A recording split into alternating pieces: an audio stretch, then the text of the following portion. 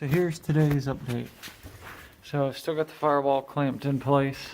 I started fitting the panel on the other side. I still have to get the bottom and the horizontal cab mount. But I started prepping this. Got a little bit more to do. Some more over here, clean that line up a little. And then I took the panel that's going in there. I trimmed that up to fit here, and then I sanded it down and hit it with pre. And so it's about ready to get, so needs to get one more fitting, and then it'll be ready for weld through primer. So as you can see, the line here is not perfect, but with the tacking it'll be fine, I think.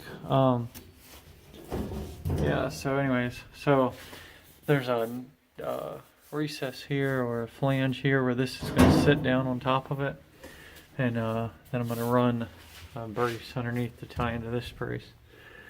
So yeah, so I don't think I have enough time tonight to get this primed, but I got it pretty close. So oh yeah, and I think I got the top of the firewall issue worked out. I think the firewall's popped out a little, and well, the firewall's bowed in a little, and the flange here's popped out a little. So I messed with it a couple minutes. I think it'll work without too much of an issue. Also, that the jigsaw didn't work at all. That was horrible. I ended up breaking a bunch of blades.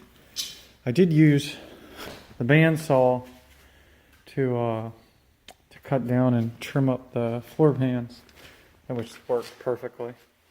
Left a nice clean edge and was easy to work with. So, all right, well, that's it for today.